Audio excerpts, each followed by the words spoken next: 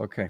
Hey, welcome everyone. It's Carm Capriato, Facebook Live on the CAMP, the Coalition of Automotive Management Professionals Facebook page.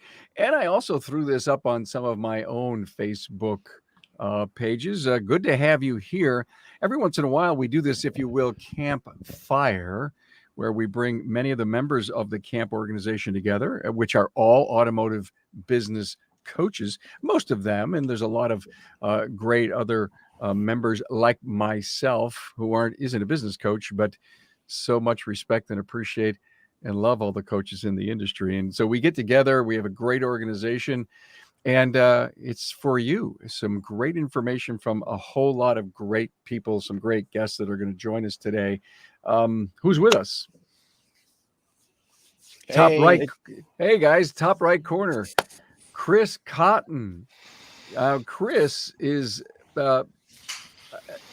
AutoFix Auto Shop Coaching, and good to have you here. And also the Weekly Blitz with Coach Chris Cotton podcast that's available on the Aftermarket Radio Network. I wonder who knows a little bit about that.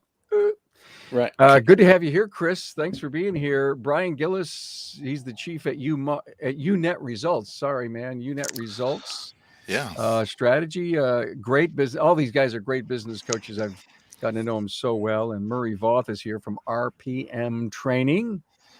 Hey, Murray, where are you? Are you in the islands? Estoy en Puerto Vallarta, Mexico. Oh, I am so happy you joined us while you're having time off. In fact, I've done some podcasts like this where people are on vacations and stuff.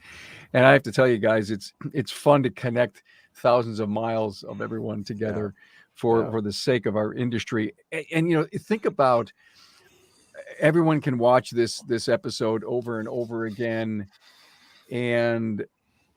But think about the benefits that are free to you to be able to listen to these three business coaches as we talk about wisdom in 2022. By the way, the website address for CAMP, if you could bring that up for us, is automotiveprofessionals.org. And there you can find out a lot of great information and see a lot of profiles on the business coaches for the independent automotive aftermarket. And it's not necessarily independent. I mean, you guys work for all kinds of great shop operators. So good to have you here, guys. Brian, let's start out with you. Sure. Toss us up a piece of great wisdom for 2022. Well, I tell you right now, with the our current climate in our industry, I think it's super important that we really have our focus dialed in on processes and systems, and which is going to result in great speed of service.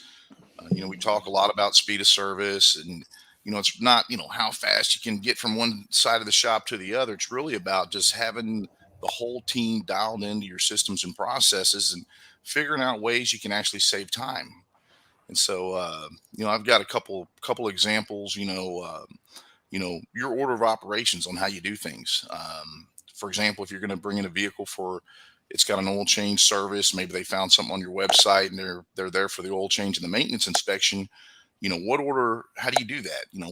What should you do first? So what makes the most sense? We want to do the maintenance inspection before we start, the oil change. And that way we're giving our advisor more time, that we need for the customer. And so little things like that, when you do a bunch of them, it can add up. It can save you a tremendous amount of time. Yeah. So, guys, I've got to interrupt and thank you for that process and systems. Chris, I know you're big in that. Murray, you're big in. There isn't a business coach that says if there's a secret to success and survival, and if you don't have the processes and systems down, and literally the book and the step-by-step, like you just mentioned, Brian, what do we do first? You're behind an 8 ball. And I can't say that it's a trend, but it's one of the most talked about things that I hear. Chris, same thing? Yeah. The big thing is if you don't have written processes and procedures in your business, you don't have a mechanism to hold anybody accountable, right? Like if you don't have any steps to teach somebody, show somebody what to do, like whenever you bring a new hire in, you should have all the processes and procedures, written down, and a place for them to go digitally to learn all that and see it. That way there's no second guessing. How do I do my job, or what do I do? What steps do I take? And if you are an owner operator and you're truly trying to work your way out of the business, so you're not there every day, you have to have that in place. Like without that, you'll never get there. Yeah. Murray, I want to give you a chance to shout in about that. But Yeah. if you're with us on social media at all, you may have a question for these great coaches. You may have a high five for them, or check in with your city and just say hi to us. Murray, systems, processes. I know you're up in Canada, but you're in Puerto Vallarta. Another couple days. Yeah. And, all right, well, great. Back to the snow and the cold. Yeah. Well, I want to just pick up on what Chris said. You know, a new person comes along and they're trained. I tease shop owners who will say, you'd think they'd know that.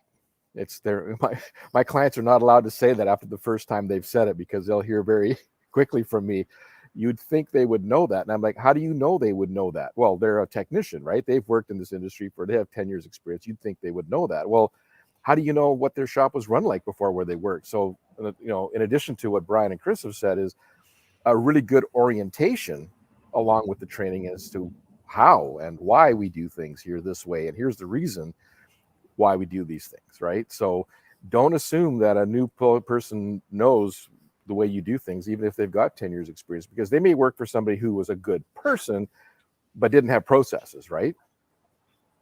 So you know what I love about what you said. Here comes a brand new hire, guys. I mean, you've dealt with this all the time, and through osmosis, they'll get it. Maybe in 3 or 4 months, they'll follow Joe and they'll watch Henry, and all of a sudden they'll start doing it right. And in the meantime, it's not being done right at all, and it comes crashing down. Brian, you had told me, Carm, there's so many things like checking parts, transportation solutions.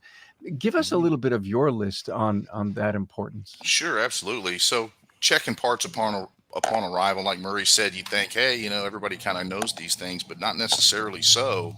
And again, it's when you add them all together, it's when you can really get some huge time savings. And we want that. If we get these time savings, then if you can service 1 or 2 more cars a day, and you're carrying the $600 ticket average, that's another $1,200 a day, and you're servicing more customers versus turning them away and losing market share. But checking parts upon arrival, you know, we've all seen that before, where, you know, it's 3 o'clock in the afternoon, the technician grabs this CV axle to install, and he opens the box and it's the wrong side. Well, now here we have to scramble to try to meet the commitment we made for the customer, versus we could have checked it when it arrived, verified whether it's the correct part or not, and we could have accomplished that when maybe the part arrived at 10 o'clock in the morning. But we're just now looking at that, opening up that box. That'll save you a tremendous amount of time. Having transportation solutions. Right now, you know, a lot of my shops I work with are seeing a backlog. They're busier than they've ever been. You know, so if we can figure out a way we can still be a yes company, maybe it's not, is now a good time to bring in the vehicle. Maybe this is now a good time to drop off the vehicle. You know, you might have to slightly tweak it. But if you have a shuttle, or if you have loaner cars, or, you know, your rental cars are an option, you know, those type of things, to where you can say is now a good time to bring in your vehicle, then you're going to be winning. And that can save a tremendous amount of time. And a lot of customers will come to you, you know, if they know they can have a vehicle and they won't have to be without one for days or weeks. You know, I also gave you a list, Carm, that list was having supreme phone skills, utilizing your digital pictures and tablet technology. These are some things. Prepping, you know, this wasn't on the list, but if you can do anything before you open that's going to speed up your customer's experience, then those are things you want to do ahead of time that can make things faster, rather than waiting for the customer to show up to do them. You know, such as if you're with a fluid company and doing fluid services, you know, have the trays already, you know, just dispatched. Don't wait for the customer there. You know, we used to say also, never let the keys hit the counter, right? When I was with another organization, one of the things we used to practice, and I recommend it to my clients, is, you know, if you can, when you're checking in the customer, if you can get those keys and hand them off to an associate, you know, you have to have whole team training. Everybody understands what's going on, right? The game plan. You hand them off to associate before your customer even sits down in the lounge. their car is already being moved. That's it's going to highly impress the customer, until you've saved a tremendous amount of time. And then, of course, we want to start off with maintenance inspection. So those are some examples. I have seen where shops spend a lot of time training their front counter, but then the back staff doesn't know exactly the same thing that's going on. I think somebody mentioned it earlier about having that you get a brand new ASE master technician. The guy's a great technician. He can fix just about anything, but doesn't understand your processes and your procedures. And so the training, the whole team, where everybody knows what their role is in the process, is a big, big deal. Yeah. I love that, guys. I don't know about you, but whole team training. Can I borrow that? Absolutely. Absolutely.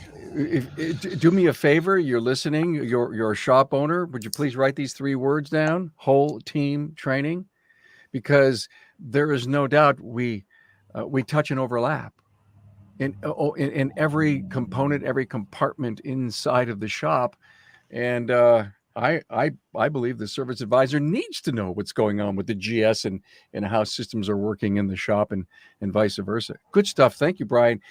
Murray, you've been such a big proponent of saying, listen, you got to graduate from being a technician.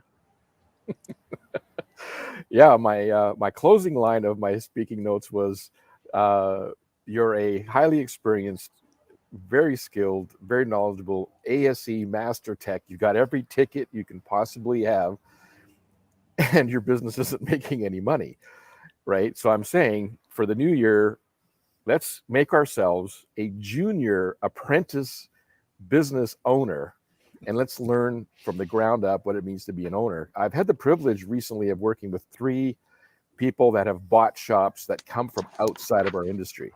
Completely different approach. They numbers people, process people. They're not even, they couldn't tell you an axle from a strut. The previous business they owned was a mortgage firm, mortgage brokerage, right? Like, this is they saw a good opportunity and they bought a shop. Hugely refreshing in some ways, because they just jump right to, what numbers are the KPIs for this industry? What are the processes that I need to implement in this type of a business? And it just ramps up so quickly. So those of you that are, and one of the reasons why this struck me, Carm, was, following some of the Facebook groups and some of the conversations that just go through my feed, right? LinkedIn and stuff. I know that a lot of shop owners love cars, and I don't ever want them to stop loving cars. But I realized that was what their identity was. They saw themselves as a car person.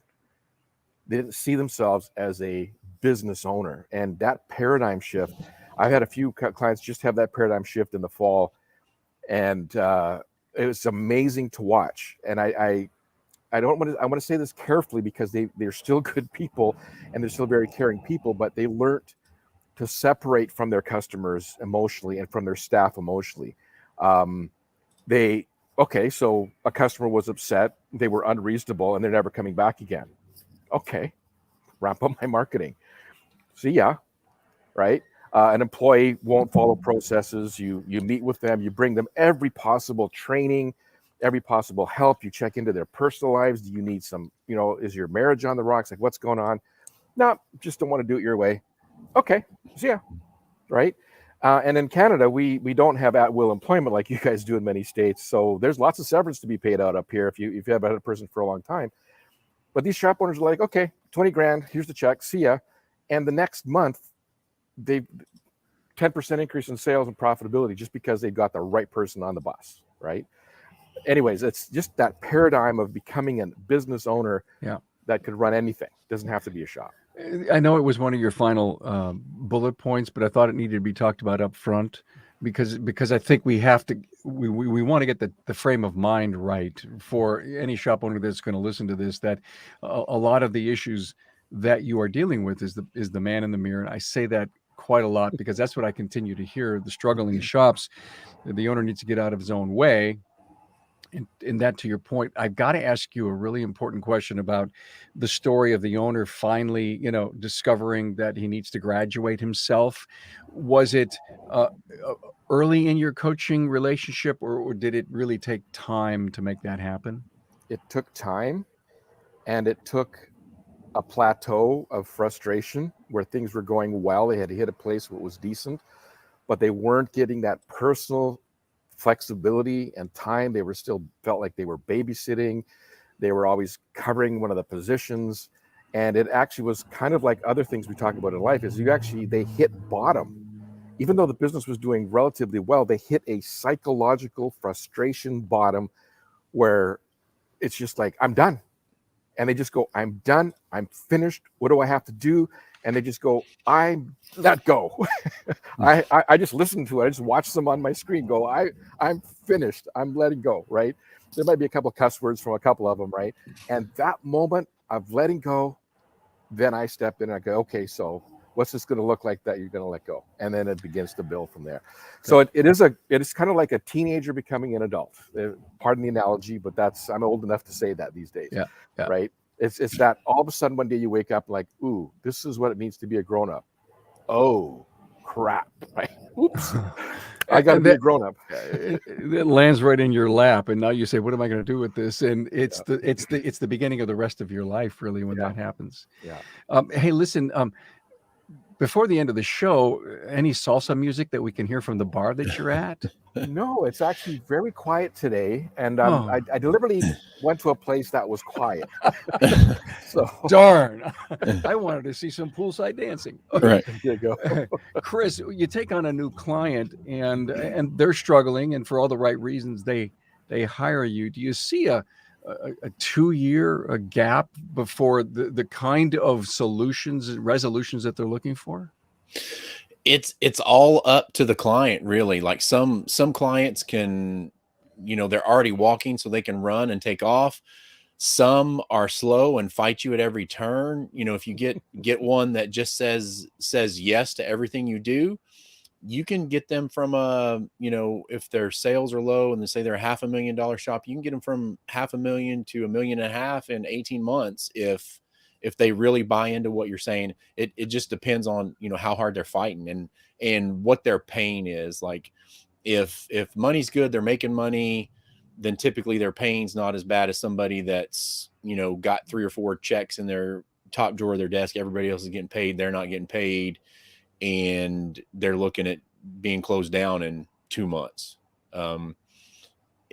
It varies just depending on how hard they want to work. People ask me all the time, they're like, will you guarantee your program works? I go, I will guarantee my program works if you work. I mean, if you don't put any effort into it, there's no silver bullet. I can't just be like, poof, you're fixed with my magic wand. You have to put in the work. So he brings up the greatest point ever, period. I interviewed Dr.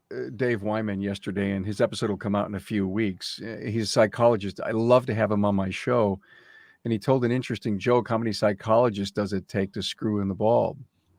And he says, oh, basically one, but the bulb is going to want to move. Right. Yeah. Yep. And that's your point. Yeah. And so, hey, all right, I have a coach. Wow, I just checked the box. All my friends have coaches. I just hired one of you guys, and I'm sitting back in my chair waiting for the magic to happen. And that just doesn't happen. Yeah. Wow. That reminds me of one of my favorite little comic cartoons where there's a couple people that are pushing and dragging this wagon, and the wagon's got these triangle shaped wheels on it. There's another guy's holding around when he's like, hey, I can help. Hey, well, we're too busy. Right. We're too busy. And they're pushing. Here we are with these triangles. It is kind of amazing that, you offer out the help, but not sometimes people don't always want to take it, unfortunately. Hey, Chris, you and I were talking about having a producer in every bay and how important that is. Yeah. And especially with everything going on with COVID and people being out of work, and then let's set that aside and just talk about people going on vacation. It seems like if you have a shop with 3 or 4 technicians in it, somebody's always on vacation or out sick, right? So, 18 months ago, if you'd asked me, I'd been like, let's have 2 bays for every technician or a bay and a half for every technician. And I've completely flipped that switch now. We need to have a producer in every bay. And by producer, it doesn't always have to be a technician, because somebody's out there going to be like, well, Chris, I can't fire or can't hire technicians. And that's a whole different show, right? So if you can hire technicians, great. But if you can't, we need to put a producer in every bay. So what does that look like? That looks like a production apprentice is what we're calling them now. We're not calling them lube tech. I'm not calling them lube techs anymore. You know, at this point, we're having to pay $20, $21, $22 an hour to hire people in to fill these positions. So we're calling it a production apprentice. We're in a lot of instances, we're having these people come in, we're training them. We have an 8-week training program. If somebody wants to email me or message me, you can do Chris@autofixsos.com and say, hey, Chris, what does your production apprentice program look like? And I'll send it to you. But when this person walks in, we know exactly what week 1 looks like, 2 weeks, 3 weeks, 4 weeks for them. We put them in, and what they're doing is they're doing inspections, they're doing work, they're putting work into the pipeline. And also what we're doing is we're giving them a little spiff or incentive for every hour that they do, plus every hour that they push into the pipeline that another technician gets. So you need to have somebody in every bay that can produce some amount of time. And that goes back into what Brian said about having a yes culture. If somebody calls you and you're like, oh, I'm 3 weeks out, well, guess what? They're going to pick up the phone and call somebody else, and somebody's eventually going to say yes. So why not us? We have to figure out a way to say yes and make it work and move on. And you can get great people, great apprentices out there and put them on your program, and they can do, like the very first one we did last year.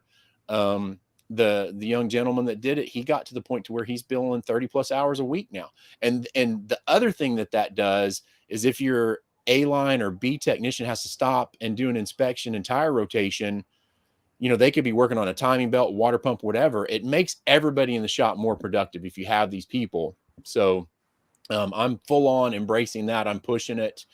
We've tried it in several instances, and it's always worked out as long as you hire the right person in that position. Thanks. Hey, guys, when you have a chance to be on, Marie and Brian, please give your email addresses just so that anyone in the industry can contact you. Knowing their roles, right? Brian, it's so critical to know exactly what it is that you're supposed to do inside the shop. Oh, absolutely. Everybody has to know where, how they impact that customer visit. Each and every individual in the shop does, so yeah, they got to know the roles. The left hand has to know what the right hand's doing, and that goes back to that whole team training. And so that's very, very important. One of the things that Chris brought up, I wanted to kind of touch on that a little bit, because I also agree. If you are answering the phone and you can't, and you have a 2 or 3 week backlog and things of that nature, you really got to take a hard look at your staffing in general. I love the, one, being productive at every bay, having somebody there that's great. But you should always be, recruiting. You should always be focused on retaining the people that you have. And if you're that busy, you have to take a hard look at staffing. And they're, like Chris said, there's a number of reasons why people aren't coming to work right now. Unfortunately, some of them are just vacations, but you got this doggone virus going around. And so having that pull and that constant that retaining program and a recruiting program is also very, very important. And developing your people, developing those people when you bring them in, having a staff development plan and program in place is a huge recruiting tool in my mind, to be able to get those productive folks in each and every stall. Yeah. Yeah. Carm, I just typed it into the chat. Will everybody see that? Yeah. What'd you put in? My email address, murrayboth@rpmtraining.net. Oh no, I don't think they will, but we'll figure out how to get it up there. Okay, perfect. Awesome. Well, I wanted to tie a couple things together that Chris and Brian were saying. Back to that process of inspecting the parts first, Brian, I had this image, this vision of when I had my shop, of a technician taking the axle out and putting the old one on the ground, and then going to the box and opening it and finding it's the wrong side. And then the hoist is now tied up. for the period of time because something broke in the process of dismantling it. So now the axle broke, I think, and now we couldn't even move the car off the hoist, right? Right. That was a particular style of hoist that made it challenging to do that. Mhm. So that whole piece buys you time. But if we also circle back to, stats, I'll use the latest American one that I've heard from a couple of the other coaches. 5.3 build hours per technician per day is the average in the States. Canada's a bit lower than that. Mhm. Where's that time going, right? How much talking is happening between the advisor, but also low RO count. Brian, you said $600 average RO count. Well, if you're doing a $250 RO count, you're going to be churning 10 cars per person, per technician, or per hand, like whatever person's doing that, right? Mhm. Imagine the time spent driving that car in and driving that car out. Whereas if you're at a $600 ticket, now you're only working on 4 cars. That's right. Same product, right? And that means you're opening up the ability to say yes by processes as well, right? So I wanted to circle back to that. So, yeah, that's awesome stuff, you guys. Yeah, absolutely. I love it, guys. Please in the chat be okay. I think you all have your emails. We'll put up a banner for all of your emails. Okay. So I want to go back to you, Murray. You had said something great, working with clients that are from outside the industry, and I've interviewed a bunch of them. I know some really well. Brian Sump, as an example, came from football. Interesting. And John Manilis out in New England with 7 stores came from being an electrical engineer. He doesn't know what an axle is, like you say. And so the question to you in this whole thing of changing from being a master tech to an apprentice business owner to really growing as a leader in the industry, is it hard for that new identity to get born? It is, but I think that applies to any human being, right? Our identities, we grow up with an identity. Using terms that most people listening would be familiar with. I'm a New Englander. I'm from Texas, right? Right away, an identity comes up. You can tell by some people's accents and stuff like that. People from New England behave a certain way. People from Texas behave a certain way. I mean, obviously it's stereotypical and that kind of a thing. But if as a human being, we have these deep identities that go back. And so it is hard to change. And at the end of the day, some of my clients, not a lot of them, but look at me and go, especially when it comes to the accountability part, they'll look at me and go, so now I have to become a jerk. That's their first response when we talk about accountability. Their perception of holding somebody accountable is being a jerk, because guess what? What was their experience like? They got yelled at by dad or by a boss. That's their perception of accountability. And I'm saying, no, that's not how you hold people accountable. Let me show you a proper way of doing accountability where people actually feel good after you hold them accountable to that whole piece. And so part of it is just learning that there are other ways of seeing the way it's done, experiencing it. Man, my brain's just exploding, Carm, because I want to answer this from about 20 different angles. But yeah, it is hard.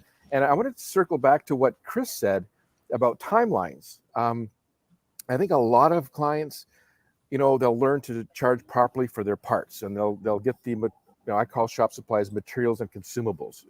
For some reason, when you change the word, people don't argue with you anymore, right? And their profitability will go up with that kind of stuff. They'll begin to get a better RO piece. But then it'll be time to have team meetings. I have the principle of toolbox meetings at the beginning of the day, 7 minutes, 3 topics.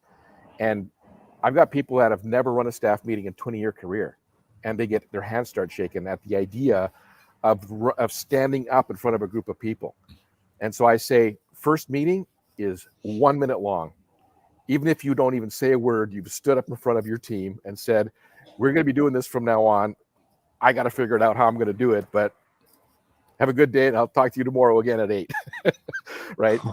Some people are that nervous. Not everybody, but that idea of being in front. They walk around the shop, they interact with people, they yell and scream at people all day, right? But you actually gather the team in one place for 7 minutes and stand in front of them, all of a sudden they don't want to be there, right? And I got to tell you guys, there's so much conversation about leadership in the world and industry and stuff like that, is learning to public speak is the best way to learn to become a leader, because it rewires your brain to watch the group. There's all kinds of research on that. Learn to public speak. Join Toastmasters, for goodness sakes, for a year. It will revolutionize your business if you're not comfortable with that kind of stuff. Well, one of the biggest issues is most people don't hold anybody accountable or don't talk to anybody until it's something bad. Yeah. So Yeah. if you're talking to somebody and you're having a weekly meeting with all your employees, you can do a lot of good, a little bit of bad, and corrective actions, and move the team forward. But if you're only seeking people out when you're quote unquote catching people doing wrong, Yeah. then of course it's terrible. So you have to be actively coaching your employees all the time. It never ends. Yeah. There's no set it and forget it as a shop owner.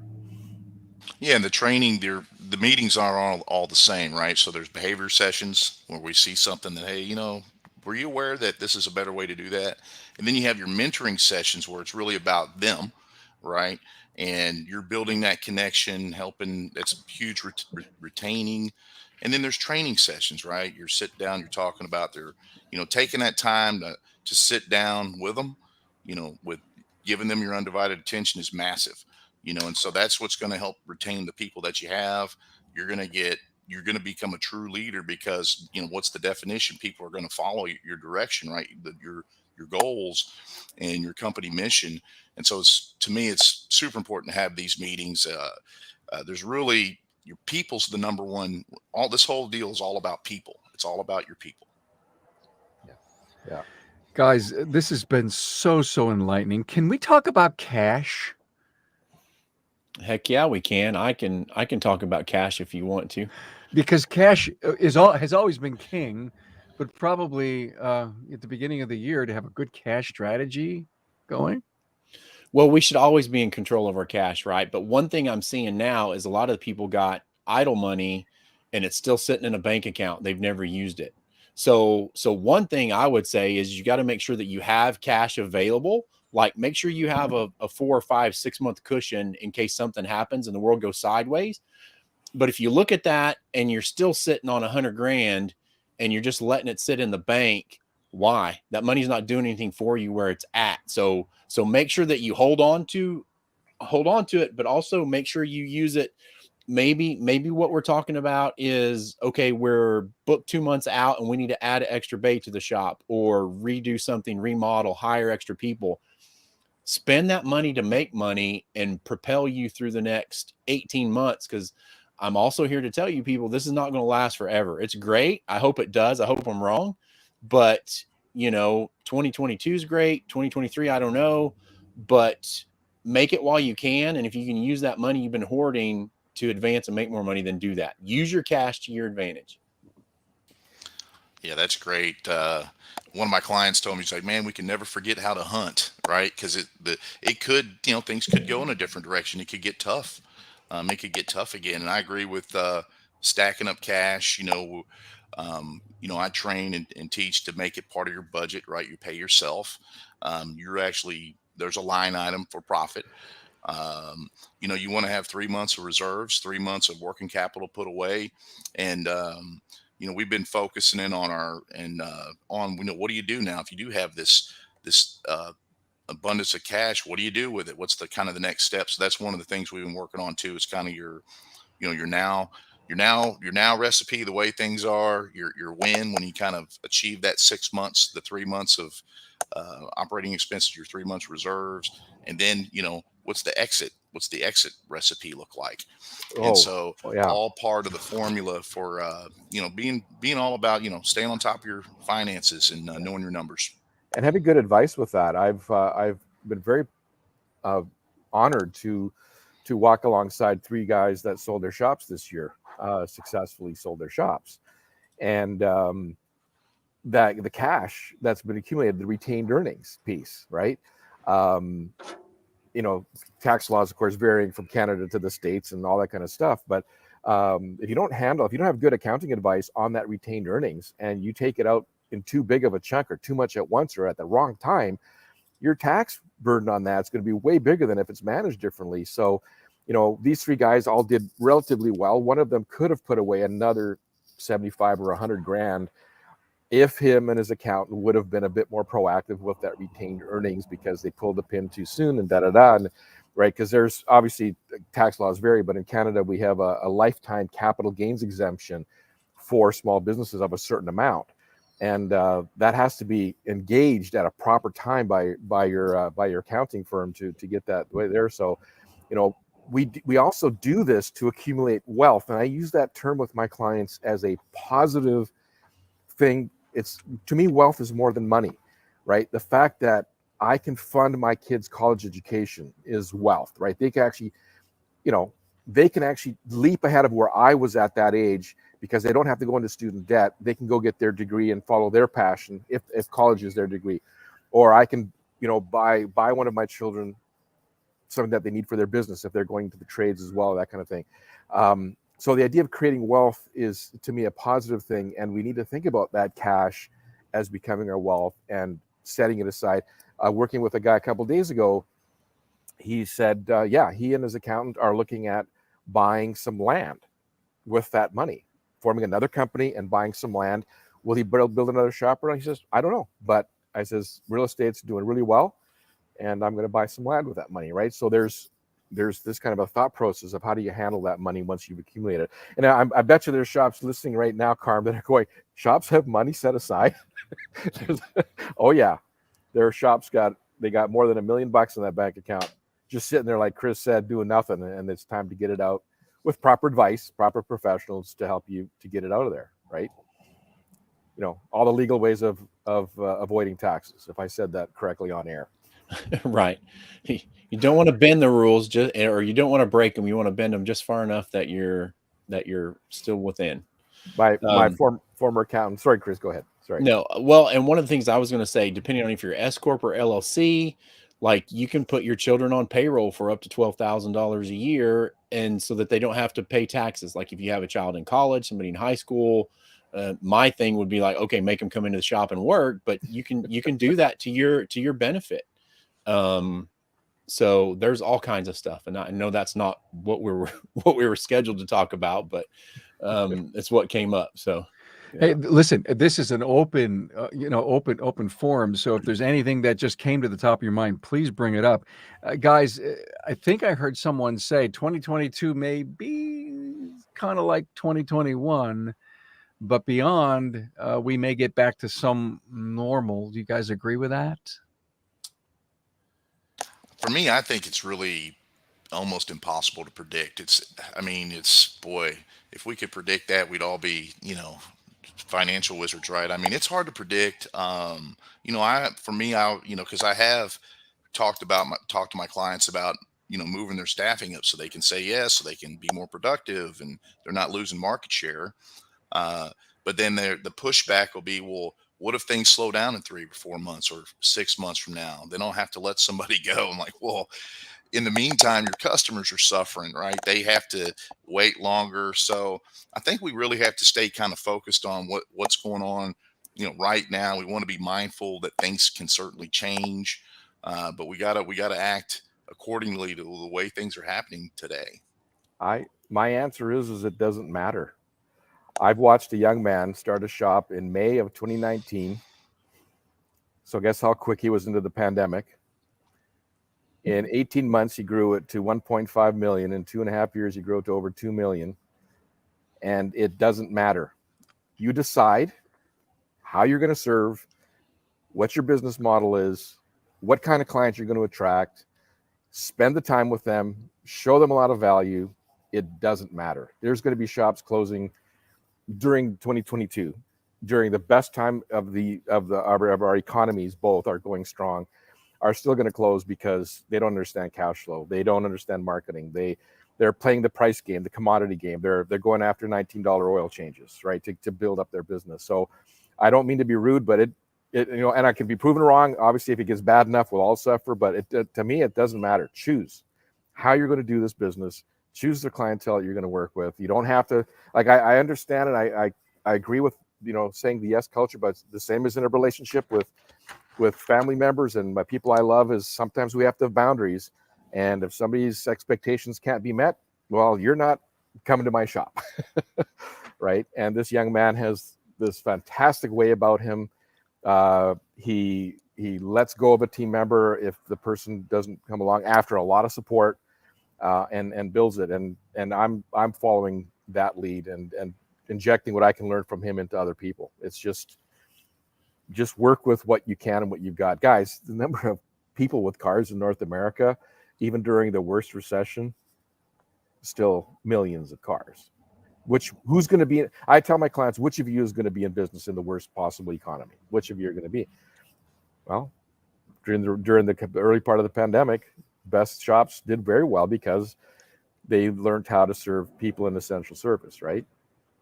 Well, and to the people that were willing to change or take advice. One of the great things about our industry is we had forums where there were 15 coaches on, and we were scrambling, trying to figure it out, being like, okay, you need to do this, this, and this. And then our industry did it.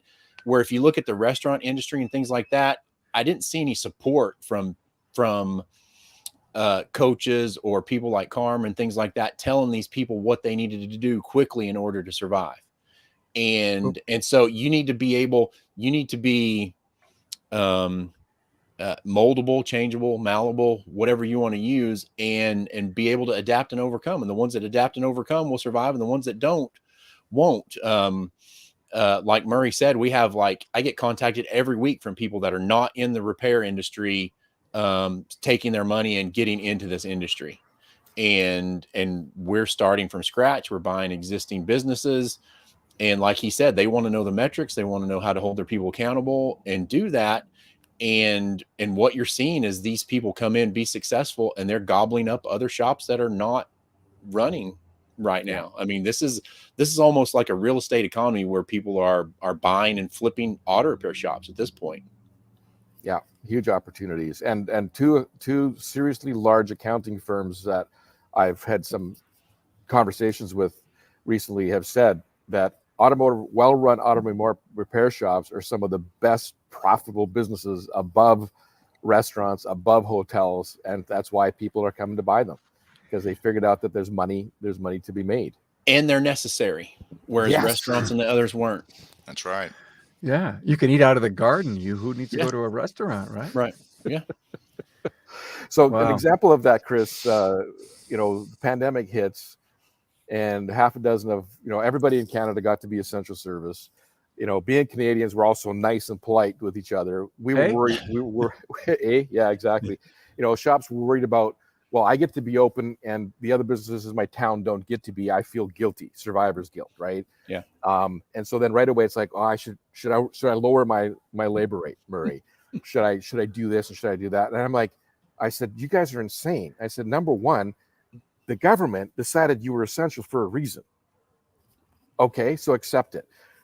Thank whoever you worship for the blessing that you happen to be in an industry that was essential, but move on. I said, secondly, so you lower your labor rate, who's going to notice? What are they going to notice, right? And then when you need to raise it back up again, I said, what kind of conversations are going to happen then? Oh, so now during the pandemic, you can actually give me a proper price, right?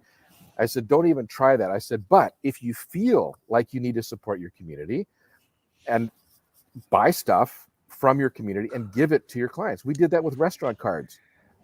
One guy wanted to give 10% off. I said, okay, so 10% of $400 is $40. I said, buy gift cards from the restaurants you want to support in your town that are cooking, doing pickup, right? They're not open to proceeding.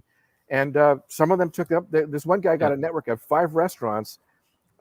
3 of them began to give him free gift cards. And they had a social media page together, 5 restaurants and their shop in his town, right? He gave back a lot of money. He gave back a lot of money. His net reflected that. But are you kidding me? You know what his reputation was like in that community? Like, that's the kind of creativity that we have to come up with. Brilliant. It's huge. Yeah. To your point about lowering price, Murray, anybody see any price that we're paying for anything go down in the last year? Yeah, I wanted Not to at hop all. in. I wanted to hop in there and say that, like, this is another thing. I hear it from from shop owners. Oh, that's the way we've always done it, or we did it this way for 20, 30 years. People, you got to throw that playbook out. We're in a new age, a new era now. We are not in the old Chilton's manual. We are 100% in the computer age, and you better be thinking outside the box. And two, what we've done is we've raised labor rates in a lot of shops, but what we've done is we've given that as raises to employees. And so it tightens the bond, the loyalty with your employees. Like you go up $10 an hour and you give everybody $2 an hour pay raise, whatever. Or merit based things. People, you can't even live in 2018. Like if your thought process is in 2018, 2019, you're going to be behind. You need to get with the times and stop saying this is the way we've always done it. Yeah. Like wages, like it pains me to 2019 wage scales from the States were horrifically low. Like right. The research, I forget who gave that to me. One of the other coaches had this research, and imagine like the shortage of technicians. I'm like, we caused our own problem. I know this has been talked about. And I have had two owners in the last 2 years say to me, I never ever made that much as an apprentice. I'm like, and that's stopping you from giving an apprentice a raise? I said, right. Yeah. I said, what did you pay for a 6-pack of beer when you were an apprentice? I said, what is it now? Oh, okay, I got you. He says, just because I don't, like they're stuck on these rates that people have been paying people for so long. And it's like, right. I've got people jumping people $5 an hour or more and raising service labor rates $10, $15, $20, right? Just because it's like inflation for my good employees, and inflation's hurting them. I know I'm contributing to it, but here goes, right? Like we've got to stop being stuck in these old paradigms, like Chris says. Well, and we've been in this big lag, and if we would have done this 10 years ago, then we would have done this, 10, 12 years ago instead of just now. So I'm glad it's happening. You know what? It sucks. It is what it is. But if we got to pay our entry-level people $20 an hour, then guess what? We'll pay them $20 an hour, and we'll have great services. We'll have great people, and we'll move forward. Hobby Lobby, for crying out loud, is paying people $18.50 an hour now. That's right. Yeah. So why would you want to, you can go to Hobby Lobby and get the discount for $50 an hour. Why not come, to the shop for more and get from there? I hope I didn't just cut out when I said that either, but I think I did. No, we heard you. We heard you. Okay. Yep. All right. No, you're good. No, that's so true. Yeah.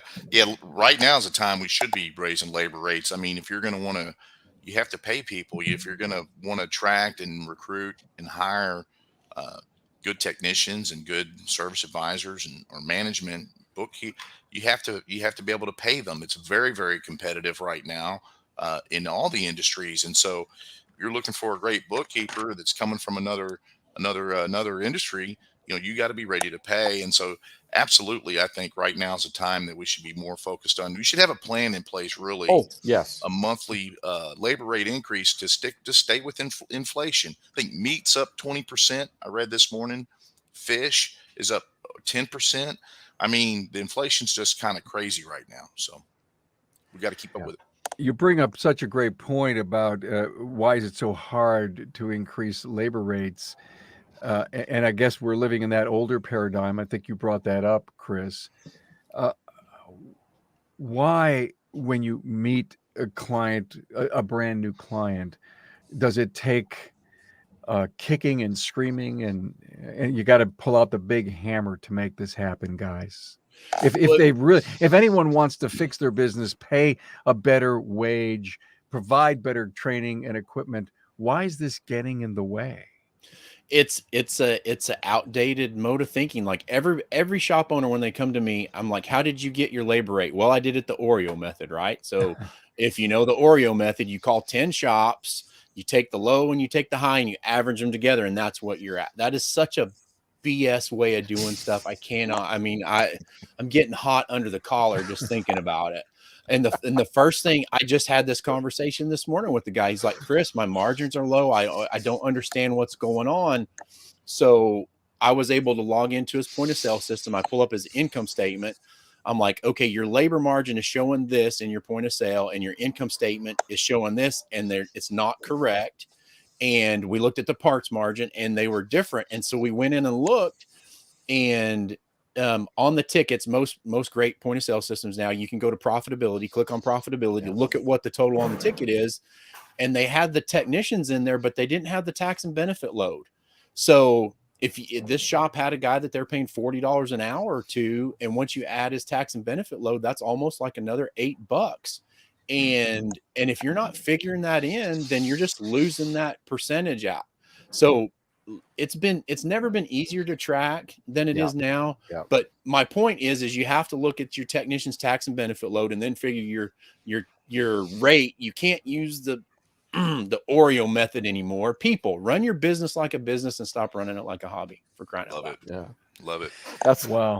That's the name in my training, Chris. I have Hobby Automotive Limited, and I have a Charity Automotive Limited, and so in my training, I have my shops are all named by these things, which leads me to a point about, everybody comes to us from a different background, different reasons, but two common shop owners are they're really good at what they do, and family, friends, and customers, say, hey, you should start your own place. And so then they fall for that thing called the Peter principle, right? You're good in one field, but you're not good in another. I forget why it's called that. Maybe it has to do with the Apostle Peter. I'm not sure. And the other one is, my boss is ripping people off and making so much money off my back. And all these shops that are at $120 an hour are ripping people off. I'm going to go out there and I'm going to save the customer, and I'm going to charge $45 an hour or $68 and be fair to my people, and be fair to that. And within a year, they're either closed or crying or broke or finally reach out to one of us. Those are really two common things that I see that bring somebody into the business. There's a third one, I guess, is I want to be my own boss. Right. And of course, then they look at the man in the mirror and they hate him within about 6 months. So why does this continue to happen? It's in between the ears, It's all right.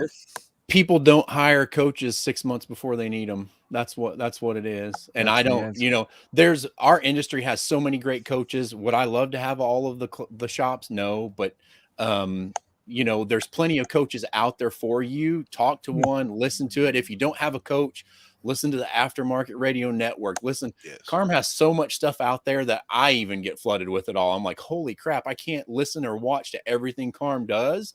So I have to pick out bits and pieces, find people, ask for help. I guess that's it. Ask for help, right? If you don't ask for help, you'll never get it. It's sad, and that's one of the reasons why I'm here is I'll stop going when everybody that wants help has help one way or another. It's just, that's good. And Carm, I have a psychological answer. It's called, now I'm going to forget the word, dissonance, something dissonance. Anyways, a human being generally can't hold opposing thoughts in their head. So I've been doing this for 5 years. I've been doing it for 10 years. I've been doing this for 20 years, and I haven't figured it out to do better than that. You can't tell me there's a better way, so when they hear that there's a better way, their brain cannot accept that there's a better way because they've invested 20 years in this. And if they admit there's a better way, they're having to admit that they've done it wrong for 20 years. And some human beings, just from wherever their backgrounds, have a really hard time of letting that go. I don't know how I was raised, but I'm like, oh, shoot, there's a better way. Right. Oh, man, did I waste 15 years? No, not 15 years. Did I waste 3 years of my life? Okay, whatever. Let's move on, right? Let's get this thing fixed and go fix it. The other thing, Murray, is people get stuck in their fishbowl, right? And they don't have anything outside of their fishbowl. But when they come to me, they're like, oh, I can't do it. I have a unique set of circumstances. I have this, I have that. And I'm like, you may have something special, but it's not anything that I haven't seen before. And I've done this way with 500 other shops, and I'm telling you, it'll work. You have to get outside of your fishbowl, people. Absolutely. You got to have a worldview. I like to bring things down to simplistic things, or at least what I believe are some mental thoughts. And I just wrote down this. I'm trying to figure out, Murray, you said it perfectly. 20, 30 years in, I've been always doing it this way, and I'm okay. This is the little checklist. Do you think you have a hobby? Do you have the kind of wealth you expected to have after all these years? do you wake up at 2 a.m. and struggle and just ignore it? Because that does wake you, your conscience wakes you up. And when's it been since you've paid all your vendors on time and actually giving your people a raise? I mean, that's the cash poor thing. And maybe if you can check all those no's, you realize that you need to become a perpetual student, study and learn and network and hire that coach you should have done, like you say, 20 and a half years ago, right, Chris? Right. So our whole job with camp, the whole job with what we do with the podcast is to bring this kind of networking, if you will. It's personal networking when you listen to a podcast and you look at the content that we produce. Aftermarket Radio Network, remarkable results. Every gem for success is there, and all of you guys have been on my shows countless number of times, and of course are involved in camp and are doing this for no monetary gain. I mean, you're not being paid to be here. You're here because you want to help the industry. All ships rise. We rise. The middle, the top goes up, and that's been my goal, to advance the aftermarket. And boy, I appreciate you being here. Any final quick comments, guys? Murray? Camp's we're hitting almost 24 coaches and affiliates, you guys. Like Chris was saying, go to the camp website and look at the profiles. We're growing. We've got 2 more have joined recently, and just check us out. We love talking to each other as coaches, so we want to be a role model to you guys that, work with your competition sometimes. It actually works. Yeah, that's what I thought. Yeah. Brian, any final? Yeah, I would say, first of all, of course, thanks for having me here, Carm, as always. But yeah, I think, right now, if you haven't done it already, sit down, write out your goals for 2022, and then list out, how you're going to achieve those goals. I like to start with the goal in mind, and then how the steps I'm going to get there. And each step you go, it's going to give you that sense of accomplishment. So now's the best time to go ahead and set some goals on some things you want to achieve in 2022. Yeah. Chris? If you need help, ask for help. I mean, there are people out there, everybody. Like, I'll talk to anybody. Like, if you shoot me email or call me, we'll put it on the schedule, we'll talk. But if you don't know what you don't know, that's okay, but it's not okay to stay there. Like if you've been getting your teeth handed to you for the last year, 6 months, 12 months, stop the cycle. Ask for help, figure it out. There is help. You can be successful. You can do what you want to do. You just need somebody to push you and hold you accountable and get you across the finish line. Yeah. And my final comments, as an associate member of camp, I got 6 years ago when we started, nearly 1 million downloads in these 6 years. I got to realize the importance of coaching. So many became my friends, and I realized that their stories needed to be told. So we continue to have coaches on the podcast. But when we developed and started camp, it was amazing. There was no other venue that could bring together all these coaches that had the same focus and attitude about advancing the aftermarket. And yeah, of course, they have great experiences that they want to share with people, but they never talked amongst themselves. And it's been an amazing thing to see the commonality of the structure and the goals that they each have for the industry, and how much the stories are the same, but the methodologies are slightly different, which means you need to interview a few coaches if you're looking for one. Find one that you think you can really work well with, and just sign on the line and start to renew get rid of your hobby, start finding your wealth, get rid of the hole you're digging because you're struggling, and start amassing some cash. And that's my final comments. Right. Guys, thank you so much for being here. Yeah. Thank you, Fantastic. Carm. Thanks Thanks, everybody. Carm.